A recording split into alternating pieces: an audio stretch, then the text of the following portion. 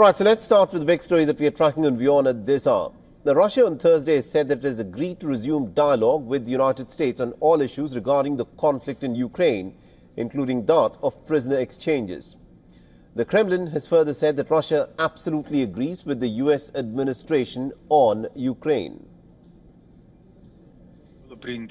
A decision was made to get to resuming the Russian-American dialogue on all parameters. Of course, this topic is on the agenda of our bilateral relations, so this cannot be ruled out. Now, the Kremlin statement has come a day after the Russian President Vladimir Putin said that Russian forces had breached the Ukrainian defensive lines in western Russia's Kursk region. Now, Putin further said that Russia had achieved full front advances in this direction and had crossed into Ukrainian territory.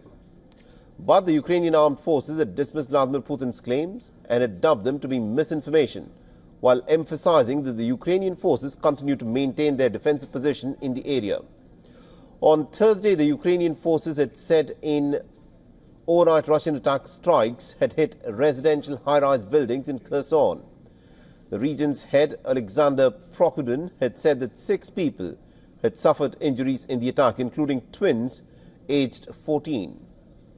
The emergency service workers were seen rescuing the residents from the damaged buildings and were continuing to search for people under the rubble on Thursday morning. The Ukrainian Air Defense Forces also said that they had shot down drones that were launched by Russia at Ukraine's capital, Kyiv, in the early hours of Thursday. The Kyiv's mayor, Vitaly Klitschko, said that drone debris fell in one Kievan district but did not report any damages or casualties. The Ukrainian officials have said that Russia launched about 161 drones and also about a dozen missiles overnight targeting gas infrastructure in Ukraine's northeastern Kharkiv region, and also hit the power supplies in southern Odessa region for a second night in a row. The Russian attacks are part of an intensified assault on Ukraine's energy system in the course of the last month, and their intensity is not diminished even as Russia has discussed ending its war in Ukraine with the new American administration, where Donald Trump has blamed Ukraine for Russia's invasion. Notwithstanding the Russian attacks, President Putin claims that Ukraine will not be excluded from negotiations to end the Ukraine war, while welcoming the talks between senior US and Russian officials on Tuesday.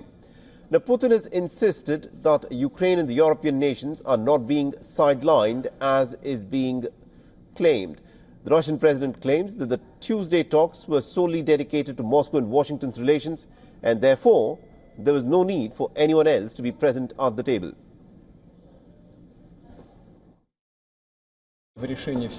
As for the negotiation process, President Trump told me during a telephone conversation, and I can confirm that, of course, the United States assumes that the negotiation process will take place with the participation of both Russia and Ukraine. No one is excluding Ukraine from this process. All right, now to give us more inputs in terms of what is happening at this moment in this war, we are joined by our correspondent Anas Malik, who's joining us live from the Ukrainian capital, Kyiv. Now, Anas, give us a sense of what the mood is like in Kyiv, considering the fact that yesterday night was another night of relentless bombardment by the Russians, who, despite the fact that they've spoken with the American representatives, seem to have intensified their attacks on Ukraine. Well, with the growing hour or the day, the anxiety is just palpable. It continues to increase, Saleh, primarily because on one end, where the US and Russia are negotiating for the future of Ukraine, the Russian attacks continue to be intensified by the day or by the night. Last night we saw or heard drones being intercepted by the air defense here in Kyiv. A couple of drones were indeed shot down in one of the districts. The debris of the drone was had also fallen. So largely there is this anxiety that is growing by the day, by the hour, and that can be felt. The anger as well, the anger and frustration within the people, that is also growing for the very fact that Ukraine is being talked about without Ukraine being in the room. Now, the Ukrainian side, they have also changed their approach and they've gone on to criticize the US administration for what they call is a blatant interference in their internal affairs, following that comment by the US President Donald Trump on the Ukrainian President Zelensky, calling him a dictator later without elections. Saleh? You know, it's interesting that you point to that comment that was made by Donald Trump on Volodymyr Zelensky. He also went on to state that this war has happened because of Ukraine. He's effectively blamed Ukraine for the Russian invasion, although for the last couple of decades, different American administrations had perhaps led Ukraine to the idea that they could be a part of the NATO military alliance. How do the people in Ukraine feel that they are now being blamed for this Russian invasion?